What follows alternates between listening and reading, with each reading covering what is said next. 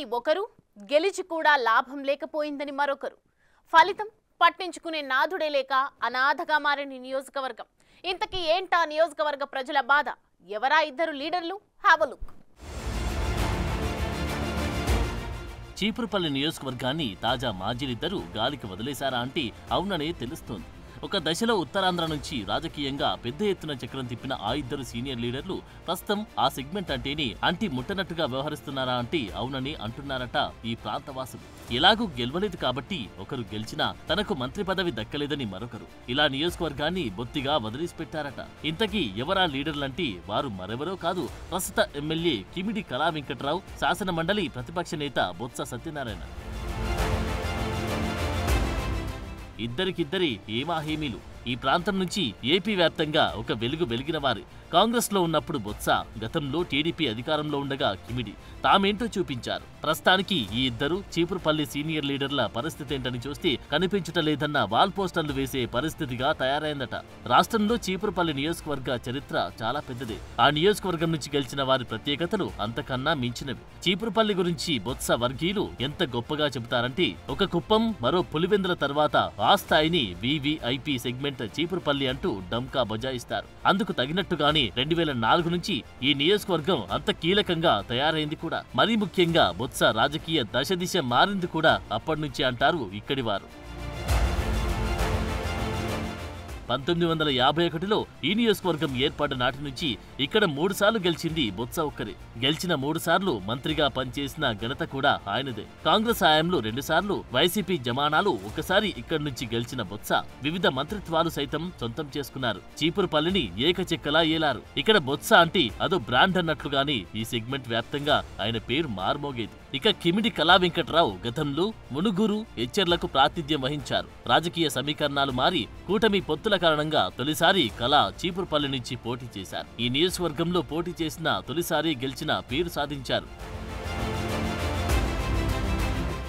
నిజానికి వైసీపీ హయాంలో బొత్స మంత్రిగా ఉన్నప్పటికీ చీపురుపల్లిలో ఎలాంటి డెవలప్మెంట్ జరగలేదంటారు స్థానికులు. అందుకే కళ ఇక్కడ తొలిసారి అడుగుపెట్టిన వెంటనే ఆయనకు జనం నీరాజనాలు పట్టారని చెప్తారు. కూటమి ప్రభుత్వం ఏర్పడ్డాక సీనియర్ గా కళ మంత్రి పదవి పొందడం ఖాయమని భావించారట. దీంతో తమ సెగ్మెంట్ కున్న వీఐపీ స్టేటస్ ఎటు పోదని ఫీల్ అయ్యారట ఇటు కళ, అటు నియోజకవర్గ ప్రజలు. కానీ సీన్ రివర్స్ అయింది. కూటమి కోటాలో భాగంగా కొన్ని పదవులు అటువైపు ఎమ్మెల్యేలు తన్నుకుపోవడంతో కలకలలాడాల్సిన కళ కాస్త విలవిలపోయారట.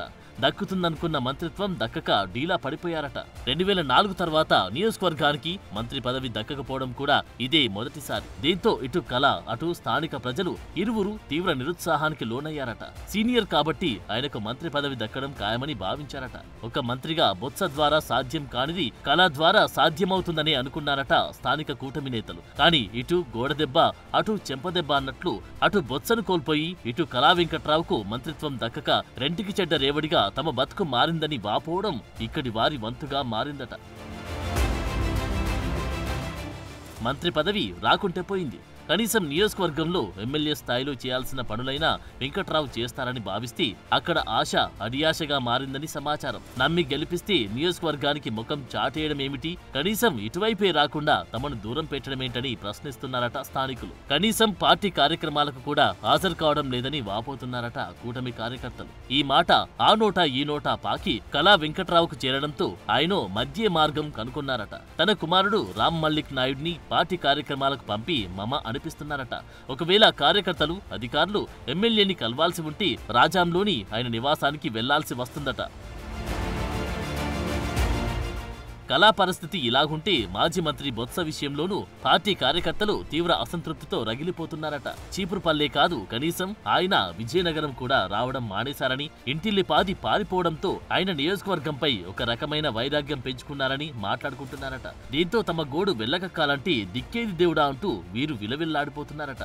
గతంలో బొత్స మేనల్లుడు చిన్ని సీను అయినా వచ్చేవారని, భీమిలి ఇన్ఛార్జ్ అయ్యాక ఆయన రాకపోకలు కూడా తగ్గాయని, దీంతో ఈ ఇద్దరు నేతల్ని నమ్మి తాము నట్టేట మునిగామని ఫీల్ అవుతున్నారట స్థానికులు. ఓడిన బొత్స ఇంచక్క ఎమ్మెల్సీ అయి మండలిలో ప్రతిపక్ష నేత పాత్ర పోషిస్తున్నారని, అదే కళా వెంకట్రావు గెలిచి కూడా తమకిలా హ్యాండ్ ఇవ్వడం ఏమి బాగోలేదని, నాన్ లోకల్స్ ని గెలిపించడం వల్ల నష్టం మనకేనని స్థానికులు గుసగుసలాడుతున్నారట.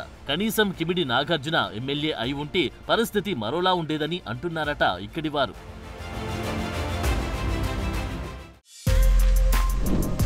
For more videos like this, subscribe Big TV channel.